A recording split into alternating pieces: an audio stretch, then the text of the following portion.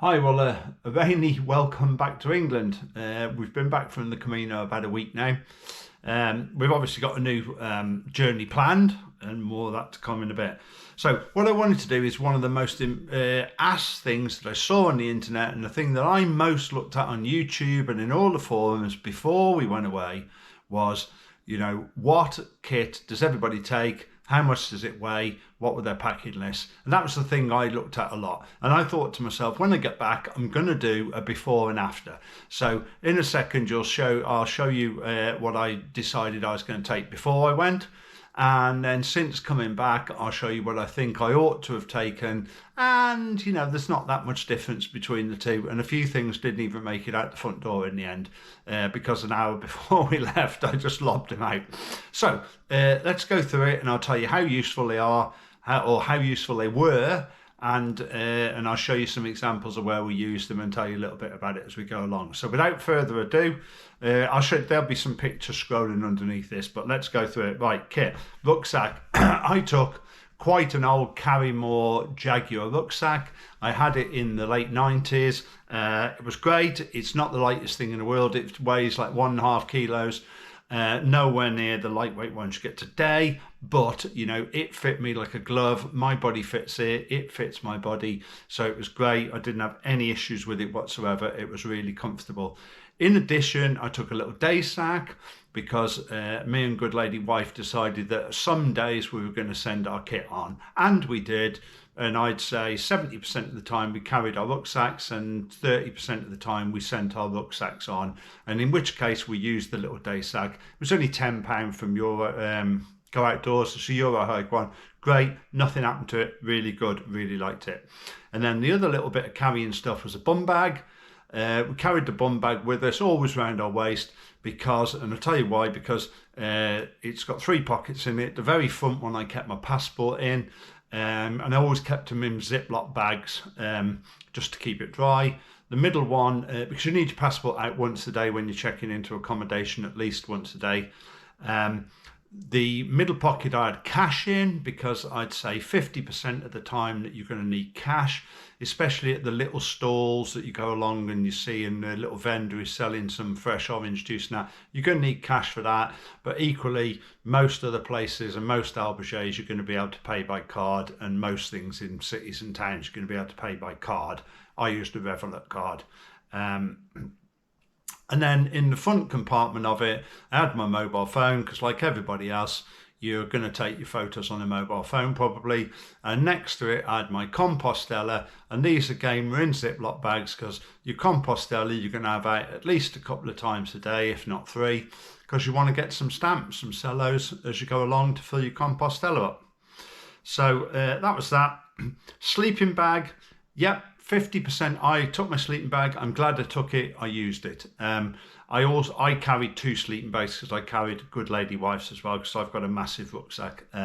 So it was no great shakes. They're only about 500 or 600 grams each. 50% of the time, places don't have bedding, or they just have a disposable like undersheet. So I used it. I liked mine. I took a bag liner, and I also took a blow-up pillow. I didn't use my sleeping bag liner above once. I wouldn't take it again. My good lady wife used her bag liner every night and didn't use her sleeping bag ever. So she sleeps warm and she was happy. Bear in mind we went in September, October. So she sleeps warm, so she was happy in a liner. I sleep cold, so I wanted my sleeping bag. Most of the time I just used it as a blanket or left the side wide open. But any night when we didn't have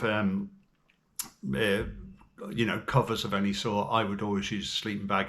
And then sometimes there were covers, but they look quite old, like hairy blankets, and I thought, do you know what, I'll just leave that. And then the blow-up pillow, at home I use 2 pillows.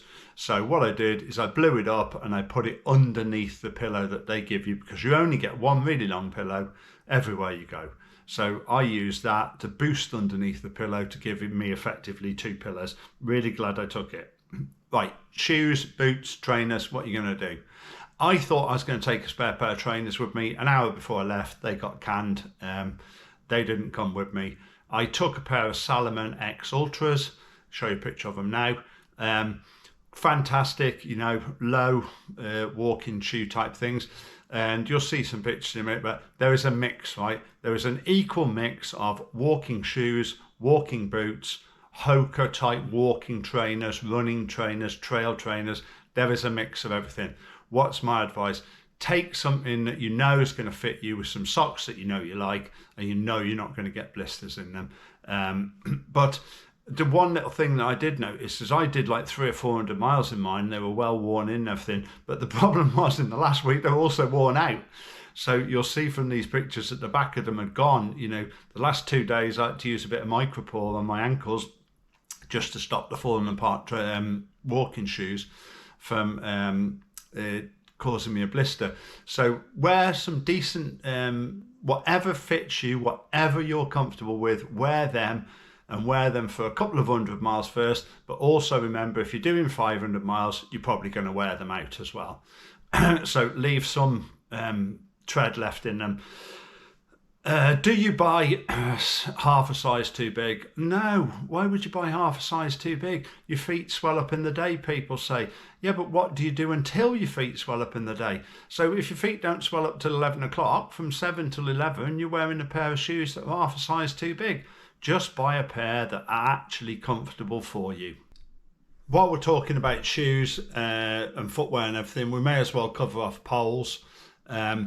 I personally didn't take any poles. I've never liked them. I've tried them out before. Couldn't really get on with them. They were all right, but I couldn't really get on with them. I don't like them.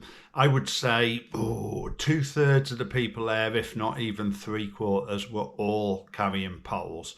There's a loads of different varieties, makes, cork handles, plastic handles. Some had rubber tips, some had metal tips, some had, you know, them little splayed out ends on them, etc. Here's a little couple of shots of them put away at night. You have to generally put them away with your boots at nights, but you know, going on numbers, most people use them, so they must be good. Try it again, get some, try them out at home before you take them. You can always leave them in the Donativa if you don't like them anyway. Okay, waterproof jacket and leggings. I took a montane jacket and some waterproof leggings, which I had. I already had them. I took them. I was happy with them. They kept me dry when I needed to. In the torrential rain we had in the last week, nothing was going to keep me dry, but my body was dry, although my feet got wet. That's probably because I had shoes and the water was just running down the leggings. There was a lot of wind. Should I wear a poncho? Could I wear a poncho? Yes, you can. People do wear ponchos. People wear them successfully. But we had wind and rain in the last week. And you know what? You'll see some pictures of videos here. Ponchos are great until it's windy. And then they're blowing down the back of your leg and all the water's funneling down your ankles. And, you know, I didn't really get on with them, to be quite honest. And you've got to remember, the kit I've got is a mix between weight, comfort and what I already had, so I didn't have to go and spend a fortune on it. A fleece, yeah, you'll see in the initial picture I took a windstopper fleece and a fleece. I did the windstopper fleece lived at home here. I decided I wasn't going to take that. I'm glad I took a thin fleecy top. I wore it most mornings and some evenings. Certainly after dark I wore it, and then I wore it underneath my rain jacket when it started to rain in the last week, just so that my body wasn't sticking, you know, my t-shirt body wasn't sticking to the inside of my jacket.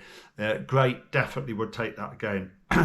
A hat and a neck buff, I took them, never used them. I went in September. It was unusually hot for September. Everybody said it was unusually hot. In the last week I could have probably used them. I was on the verge of it, but didn't. But had it have been a normal year where it was 18 or 20 degrees instead of being 30 and 35 degrees, I reckon I would have used them. So yes, I would definitely take them again. Shorts and longs, etc. Right, let's just talk clothes to start off with. Lots of people only take one set of clothes, you know, or two sets of clothes, and they're going to wash them every night. It's not practical, right? You might think it's practical. It's only practical when it's really sunny. There's lots of people trying to wash clothes at night. The clothes lines are absolutely rammers, right? And if your clothes that you're going to wear the next day are in the middle of an airing thing, drying, they're not going to dry overnight. Only the outside ones are going to. So, you know, for the sake of the weight of taking a few lightweight jackets and trousers, just take like three tops and 3 pairs of shorts, or 2 pairs of shorts and a pair of longs. Don't, and you know, a couple of 3 pairs of pants and socks. Don't think you're going to wash every night, because it just is not practical. And every day you get there, you're going to have to wash. Why do you want to do that? When you could be going having a beer with everybody you've met, all your new Camino friends. Equally, I took 4 t-shirts. So from the shorts and longs bit, I took 3 pairs of shorts, 2 pairs of real lightweight walking shorts, 1 pair of running shorts, which I did wear quite a lot, especially in the heat. And I took a pair of longs, which I wore in the last week quite a lot. On the shirt front, I took 4 t-shirts. I took 2 lightweight t-shirts and 2 normal t-shirts, and the 2 normal t-shirts were old ones, and I knew they were going to get binned. So I came back with 2 lightweight t-shirts. When the other ones started to smell too much, they got binned. And then I also bought a very lightweight, like button-up shirt, a smart one. I'll show you a picture of it here. Which I wore in the evenings, because quite a few people did that, you know, and quite a few of the ladies got like a very lightweight summer dress, and they wore that in the evenings. And do you know what? I thought it made me look smart, and I decided to do it. I took 4 pairs of socks. I bought brand new socks before I went. They're Carrymore Run socks. I like them. I never get blisters with them. I never had any problems with them. I took 3 pairs of pants. 2 of them made it back. Right. So while you're talking about, and I've got some notes that I'll keep referring to, while you're talking about clothes and that, take a little bag with some powder with you in it. You don't want to be buying some washing powder out there. When you go to the sinks, most of the sinks are cold water sinks, except in the big arbitrages. So buy a little bit of hand washing powder that you can put into a bag like this, and take it with you. You can sprinkle a little bit into the sink every night, and then you can hand wash your clothes in that. Equally, all the areas are full, all the lines are full every night or every afternoon within an hour of everybody getting there. So what I would advise is I took a little bit of paracord and some pegs, and do you know what? I use them 50% of the time. So you can have your own little washing line and stuff. When it's on your own washing line with a little bit of wind blowing around, it does dry much quicker than it would otherwise. Okay, so on the electrics front, I took a European adapter. You're going to need a European adapter. I took one with 4 USB holes in it because I had 4 items to charge. I had a head torch. Yes, I used that. We went in late September, early October. Yes, we needed that in the mornings for half an hour to get us going. So I took a charger lead for that. I took my GoPro, which I'm filming this on, and 2 batteries and a little charger thing for that. I had one for my Garmin watch and one for my phone as well. So I could charge all 4 up off the sockets out of the USB, and I just had some manual earphones. Most nights you're going to have a socket by your bed, pretty close to your bed, or you're going to have a little socket in your bunk with a little light on it. But if you haven't, then, you know, and you've got to charge up, you know, in the corner of the room or something, if you can get everything into one plug, that's much better. Right, let me turn over the page. Miscellaneous stuff, right? Take yourself a couple of bin bags. I know you might have a rucksack liner, but you know, in the lashing down rain, if your sleeping bag and your clothes are in a bin liner as well as your sleeping bag liner, you know, they're going to stay dry. I saw some people with some very wet stuff arriving. You know, if you're carrying a rucksack on your back and it's pouring down with rain, next thing it's soaking up a load of water. Next thing you've got a massive sponge on your back. I also took some packing cubes, which are great. So I put like clothes in each one, shorts in one, t-shirts in the other, socks in the other. And also I kept one of the Ziploc bags, one of the packing cubes, sorry, so that when I packed up the night before or the next day, I would put the clothes I was going to wear the next evening in one bag. So when I got to the arbitrage, I could just take my washing stuff, my towel and my bag that I got that evening's clothes in to the shower with me and get a shower straight away without having to muck around. searching in the sock bag, searching in the pants bag, searching in the shirt bag. And also take some these little freezer Ziploc bags with you. They're absolutely fantastic. You know, if you're in the rain, your bum bag, your stuff's going to get wet in there. You don't want your compostella getting wet and ruined. Equally, you don't want your passport getting wet and ruined. So we just put stuff in these little Ziploc bags, and it kept everything dry, even though like your bum bag might have got soaking wet through. On the miscellaneous items front, if you like me, you wear glasses. For goodness sake, take a spare pair of glasses with you. Mine broke halfway through. Thank goodness I got a spare pair, otherwise I'd be right in trouble. Notebook. I took a notebook because I journaled the whole thing. Lots of people had a journal and a notebook in the first week. I didn't see many people apart from me and a couple of others with the journal and notebook out in the last week. So that's up to you, and you might want a reading book as well. Okay, first aid kit. You'll see a link up here to my first aid kit I always take with us. Weighs 700 grams. Some people say, could you use a pharmacy? I'm not going to use anything. If I need anything, I'll get it from a pharmacy as I go along. That's great until it's the middle of the night and you're feeling really rough and you haven't got any paracetamols. Or, you know, as we saw, some of the villages don't have a pharmacy. Some of them don't open on a Sunday.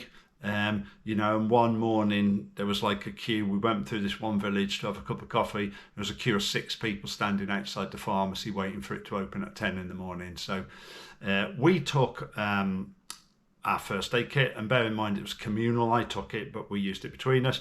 What did we use out of it? We used ibuprofen and paracetamol when Cheryl had a bad ankle in the first week. We used that for a couple of days for pain killing and swelling remedy.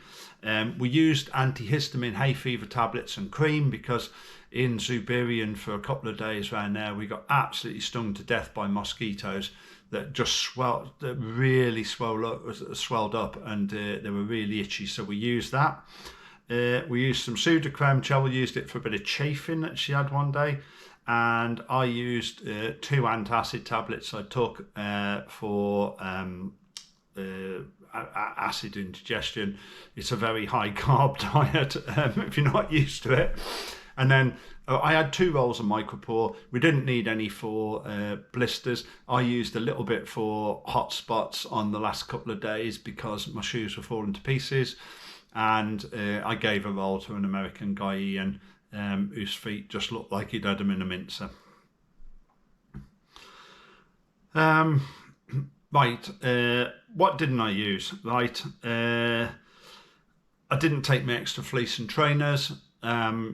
My flip-flops, you'll see in the first video, the first thing, my flip-flops got binned after the first few days. Flip-flops are okay if you're walking to a shower or coming back or something like that, but they're no good for walking around town, I found, you know. And on our days off, like when we went to Leon and that, we actually, you know, the Leon Festival was on, we had a rest day, and we still walked 4.5 miles around all the festivities and around the medieval market and that. So I rather reluctantly bought myself a pair of sandals, and do you know what? They're really good. I really like them, and the flip-flops went straight in the bin.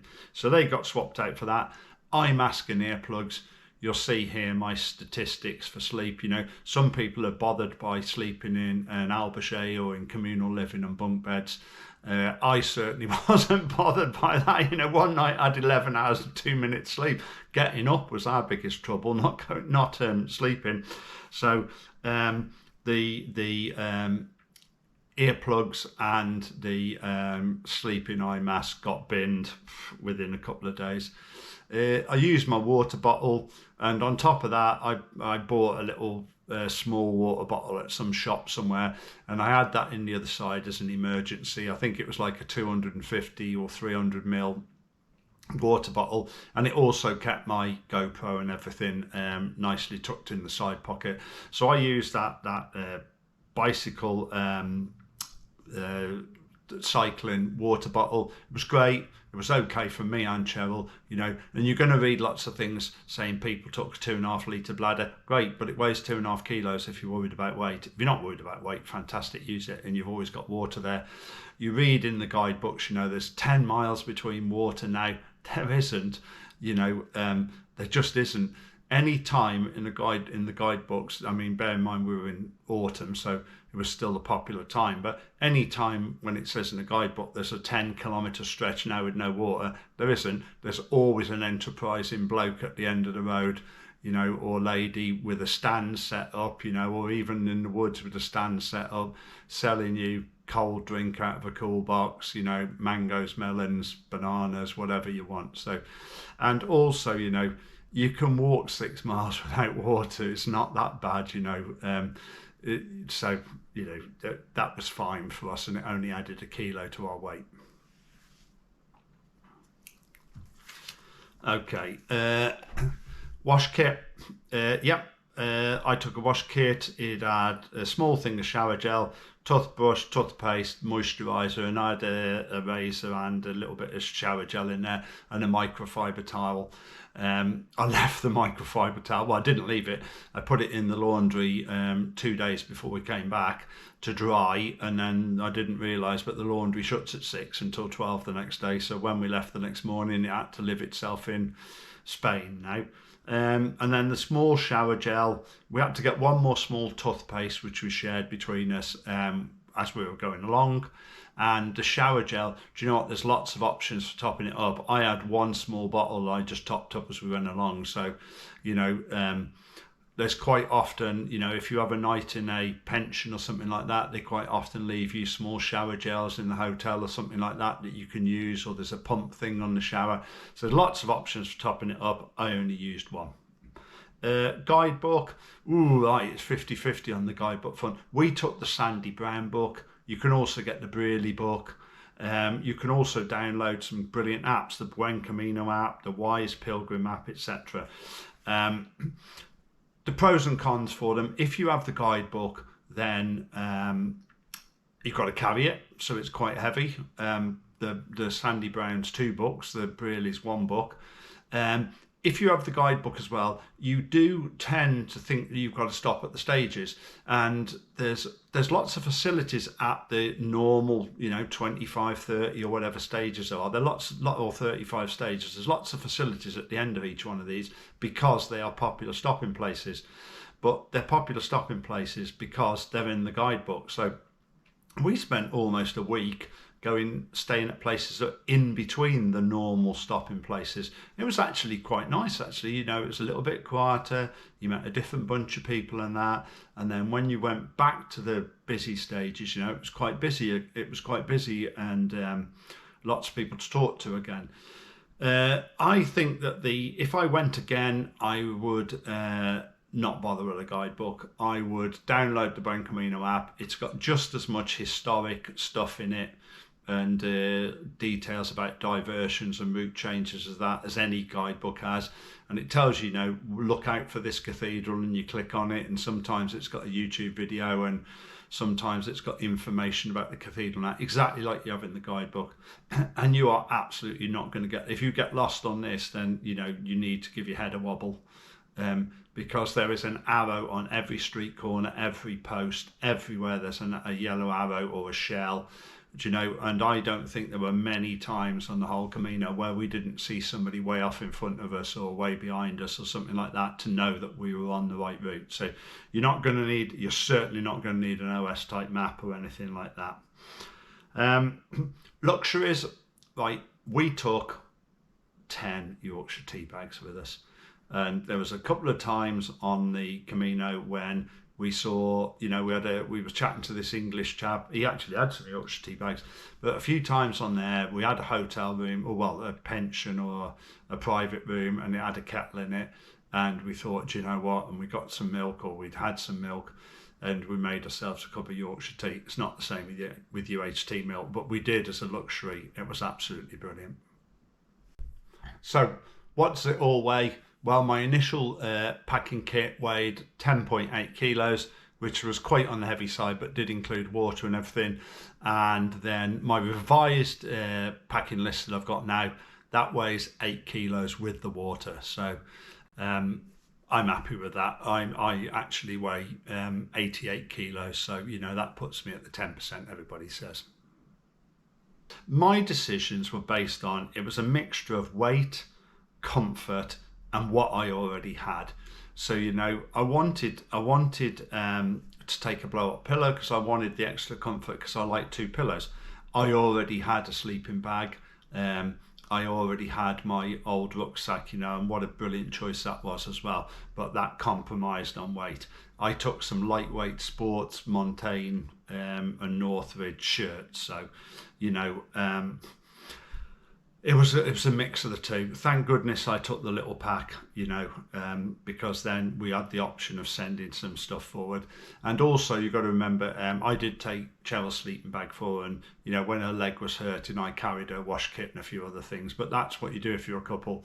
And also, remember, if you are going as a couple or even a group of four or something like that, then you can make some economies. So, you know, you can just have one first aid kit between all of you. You might have one wash kit between each couple. You know, you might have one lot of washing powder, etc. So take what you think is right. It will always be right for you.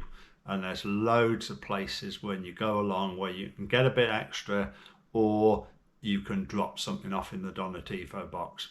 Oh, and while we're thinking about the Donativo box, I picked up a little sun hat out of the Donativo box, which I would never normally wear and probably will never wear again.